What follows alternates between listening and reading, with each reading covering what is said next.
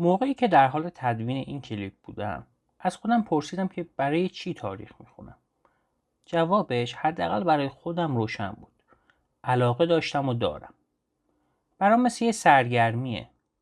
ولی چند درصد افرادن که مطالعه عوامل انقلاب مشروطه، پیش‌زمینه‌های جنگ‌های جهانی و یا چگونگی استقلال هند براشون جذاب باشه. پس رفتم سراغ تحقیق و بررسی که اصلا فلسفه علم تاریخ چیه.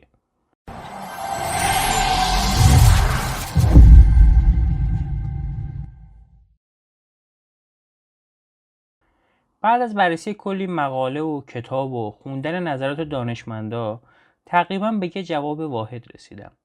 خیلی خلاصه و مفید، همون جمله کوتاهی که اول کتاب‌های درسی تاریخ به نقل از آیت الله خمینی نوشته شده بود.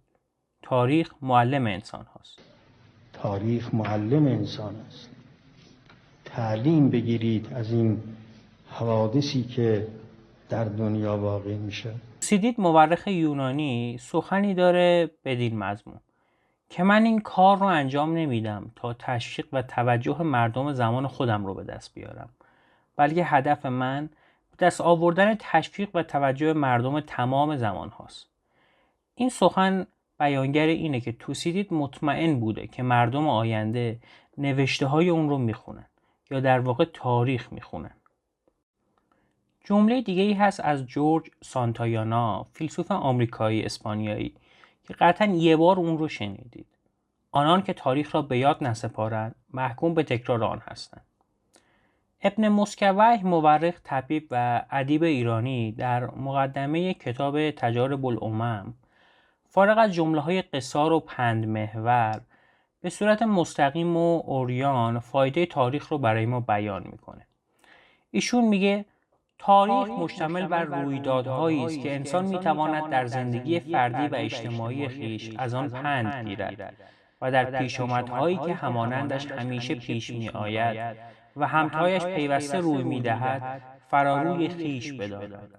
هنگامی که انسان آن حوادث و ارزش‌های آزمونی‌اش را بشناسد و از آن پند گیرد، این سبب خواهد شد تا از حوادثی که در تاریخ بر سر قومی آمده بپرهیزد و به آنچه سبب نیکبختی مردمی بوده چنگ بزند.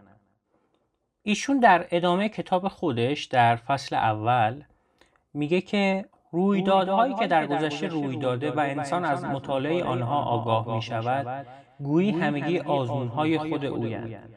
گویی خود بدان دچار آمده و در برخورد با آنها فرزانه و استوار شده و با نگرش در کارهایی که خودش تجربه نکرده کارشناس شده تا آنجا که او همان می کند که سودمندتر و مناسبتر است.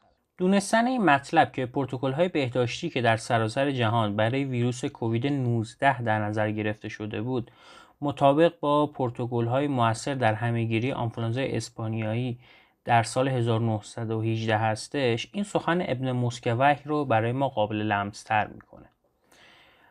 از مارس 1918 تا بهار 1919 آنفولانزای اسپانیایی در 3 موج به سرعت در سراسر جهان گسترش پیدا میکنه. این بیماری همهگیر مرگبار حدود 1/3 از جمعیت جهان رو مبتلا کرد و جون حداقل 50 میلیون نفر رو گرفت. این آنفولانزای جدید و کشنده بسیار عجیب عمل میکرد. به نظر میرسید که این ویروس افراد جوان و سالم رو به خصوص در بازه سنی 20 تا 35 سال هدف قرار میداد. توی اون زمان واکسن هنوز ساخته نشده بود و این ویروس مثل ویروس کووید 19 برای جامعه پزشکی ناشناخته بود. به همین خاطر تنها روش مبارزه با این همهگیری استفاده از ماسک پزشکی، قرنطینه، رعایت بهداشت و استفاده از ضدعفونی کننده ها و محدودیت تجمعات عمومی بود. دانشمندان مقایسه های جالبی بین این دو تا همهگیری انجام دادن، به گونه‌ای که حتی تصاویر ثبت شده از اونها با وجود 100 سال اختلاف زمانی دارای شباهت‌های جالبیه که از جمله اونها شکل ساختمانی بیمارستان‌های موقت، اجبار مردم به استفاده از ماسک و غیره هستش. برای تاریخ فواید دیگه‌ای هم ذکر شده. به عنوان مثال ابن خلدون، مورخ مسلمان تونسی قرن هشتم، صرف دونستن تاریخ رو یک فضیلت می‌دونسته. او معتقد بوده که آشنا شدن با سرگذشت و خوی ملت‌ها و سیرت‌های پیامبران و دولت‌ها و سیاست پادشاهان گذشته خودش فایده‌ای منحصر به فرده. ابن خلدون فایده عملی برای این اطلاعات و آگاهی هایی که ذیل مطالعه تاریخ به دست میاد ذکر نکرده. به نظر شخصی خودم ایشون مطابق سنت قرآن عمل کرده و فضل رو بر این گذاشته که مخاطب خودش پندگیری از رویدادهای گذشته رو مد نظر قرار میده. بعد از بررسی این مثالها و اطلاعات یه بار دیگه از خودم پرسیدم که من نوعی، من نونوا، گارسون، تعمیرکار، ورزشکار یا هر شغل دیگه‌ای چه استفاده‌ای از تاریخ میبرم؟ تاریخ برای من فرد چه سودی داره؟ حالا اینکه ناپلئون و هیتلر توی فصل سرد سال به روسیه حمله کردن و شکست خوردن، یا اینکه در زمان پیروز یکم ساسانی قحطی خشکسالی ایران رو فرا میگیره، چه سودی به حال من داره؟ مگه من یک ژنرال نظامی یا یک فرمانروا هستم و قراره یک وضعیت مشابه رو اداره کنم؟ ببینید بسیاری از کارهای کوچیکی هست که داره نتایج بزرگیه، مثل همون حکم و فرمان یه پادشاه که میتونه احوال هزاران نفر رو در یک بحران مثل خشکسالی به سمت مثبت یا منفی تغییر بده. مثال دیگه برای اینجور کارا خود شما هستید. شما میتونید با زدن دکمه سابسکرایب و لایک کمک بزرگی به من بکنید. این کار وقت و زحمت زیادی ازتون نمیگیره ولی کمک بزرگی به من میکنه. دست شما درد نکنه، از اعتمادتون هم ممنون. خب برگردیم سر اصل مطلب. یکی دیگه از فایده هایی که تاریخ برای فرد افراد جامعه داره، ایجاد درک عمیق نسبت به پدیده های اطرافمونه. فکر کنید که میخواید برای یه نفر مفهوم اوراق بهادار و شرکت های سهامی رو شرح بدید. شما دو تا راه دارید. یکی اینکه میتونید این مفاهیم رو براش تعریف کنید. مثلا میتونید برای اوراق بهادار بگید که یک ابزار مالی دارای ارزش پولیه که قابلیت تبدیل شدن به پول نقد رو هم داره.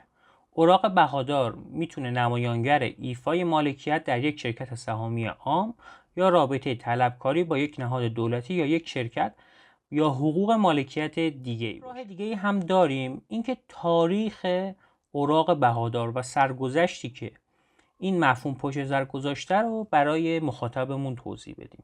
مثلا میتونیم بگیم که بشر از ابتدا با افرادی که بهشون اعتماد داشت مالی رو شریک میشد و یا تجارتی رو شروع میکرد.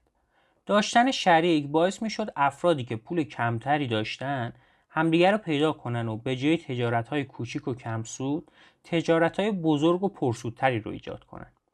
از سوی دیگه اگه فعالیت اونها به ضرر منجر میشد، بها و فشاری که ضرر قرار بود بهشون بیاره بر اون دو تقسیم میشد و این امر یک معامله برد بود.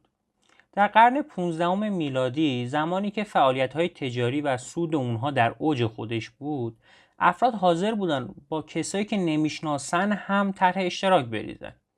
اونا توی میدون یا ساختمون جمع میشدن و برای کالاهاشون دنبال شریک میگشتن. اینطوری بود که اولین بازارهای بورس شکل گرفتن. از سوی دیگه افراد خواستار شراکت کالاها را به چند بخش تقسیم کردند و اسم هر بخش رو یک سهم گذاشتن. این عمل باعث شد که مفهوم سهام کالا ایجاد بشه. حالا چون شخص تاجر با کسی که شناختی از اون نداشت شریک شده بود، نیاز به یه نشانه معتبر برای به رسمیت شناخته شدن شراکتشون و چیزی که بشه به اون استناد کرد حس میشد. یه چیزی مثل سند رسمی. در نتیجه برای هر سهم کالا یک سند صادر شد و به لطف این اسناد هر سهم مثل سایر وسایل سنددار قابل خرید و فروش بود و اینطوری اولین اوراق بهادار که همون سندها بودن پا بر عرصه وجود گذاشتن. دیدیم که تاریخ چطور میتونه یک مفهوم پیچیده رو برای ما آسون و قابل فهم‌تر بکنه. یکی دیگه از فوایدی که تاریخ برای فرد ما داره ایجاد هویت جمعی برای ماست. قطعاً هممون یه دوست صمیمی داریم که به اون احساس نزدیکی بیشتری نسبت به سایرین میکنیم. ولی چرا این حس ایجاد میشه؟ اصلا صمیمیت چی هست؟ روانشناسا صمیمیت رو اینطور تعریف کردن. صمیمیت به معنی شناخت عمیق شخص و احساسات اوست. صمیمیت واقعی فرایندی تعاملی است که از چندین مؤلفه مربوط به هم تشکیل شده است و هسته اصلی این فرایند شناخت، درک و پذیرش طرف مقابل، همدلی با احساسات او و قدرشناسی از دیدگاه بی همتای وی نسبت به جهان است. این اتفاق در مکالمه‌ای تلفنی یا در یک روز دوست داشتنی در کنار ساحل صورت نمی‌گیرد. این در هفته‌ها و ماه‌های اول یک رابطه جدید و هیجان انگیز اتفاق نمی‌افتد. صمیمیت مثل چای خوب وقت می‌گیرد تا خوش عطرتر و مطبوع‌تر شود. قطعاً شما شناخت عمیق‌تری نسبت به دوست صمیمی خودتون دارید. با هم ماجراهای مشترک زیادی داشتین، اطلاع بیشتری از لحظات خصوصی همدیگه دارین. مثلا اینکه دوستتون چه مشکلاتی رو از سر گذرونده، روی چه کسی کراش زده، چطور با مشکلاتش مواجه شده، علایق و سلایقش چیه و غیره. به نوعی میتونیم بگیم که شما تاریخ دوستتون رو لمس کردید. همین شناخت هاست که باعث صمیمیت میشه. حالا ما میتونیم همین اطلاعات رو از تاریخ در مورد خانواده، فرهنگ، قوم و ملیت خودمون کسب کنیم. ماجراهایی که همه ما تحت عنوان هویت یک ملت با هم گذروندیم، پیروزی و شکست‌هایی که باهاش مواجه شدیم، همه باعث شکل‌گیری یک هویت جمعی و احساس علاقه به این هویت میشه. مطالعه تاریخ همچنین باعث میشه تا تفکر نقادانه در ما شکل بگیره و بزرگتر بشه. ما از تاریخ یاد میگیریم که سیاه و سفیدی در جوامع انسانی وجود نداره. همه خاکستری هن. نگاه کردن به یک واقعه از منظر دو گروه که مقابل هم بودن باعث پیشرفت این سبک تفکر میشه. از اون ور ماهایی که زیر سیطره حکومت‌های توتالیتر هستیم با خطر وابستگی فکری به حکومت مواجهیم. به این صورت که همیشه حکومت‌هایی هستن که سعی دارن هویت جدیدی برای شهروندان خودشون متناسب با سیاست‌هایی که در نظر دارن بسازن.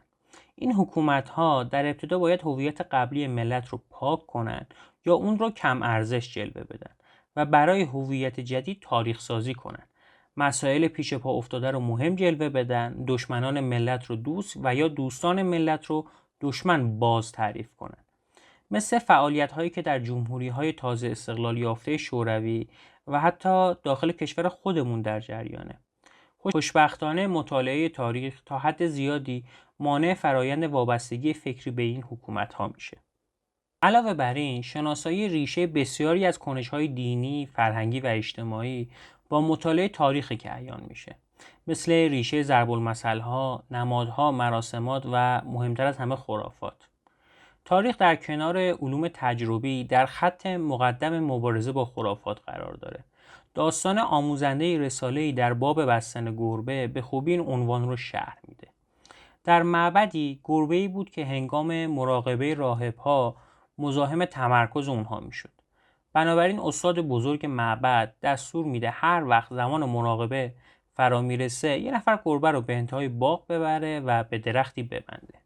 این روال سالها ادامه پیدا میکنه. چند سال بعد استاد بزرگ فوت میکنه و اون گربه هم چند سال بعدش میمیره. راهبا گربه دیگه‌ای میخرن و به معبد میارن تا هنگام مراقبه به درخت انتهای باغ ببندنش تا اصول مراقبه رو درست به جا آورده باشن. سالها بعد استاد بزرگ دیگه‌ای رساله‌ای نوشت در باب اهمیت بستن گربه به درخت. واضحه که بستن گربه به درخت یک خرافه راه یافته به اصول اون مذهب بود و جز با بررسی ریشه تاریخی اون نمیشد که با اون خرافه مبارزه کرد. در آخر صحبت هامو با یک جمله از ویلیام فاکنر، رمان نویس آمریکایی که برنده جایزه نوبل ادبی در سال 1949 بود رو تموم میکنم. ایشون در رمان ریکویم برای یک راهبه می نویسه گذشته هرگز نمی میرد و حتی نمی گذرد. خوب به این جمله فکر کنید. راستی شما چه فایده دیگه از تاریخ در ذهن دارید که توی این ویدیو نیومده بود؟ توی کامنت ها برامون بگید.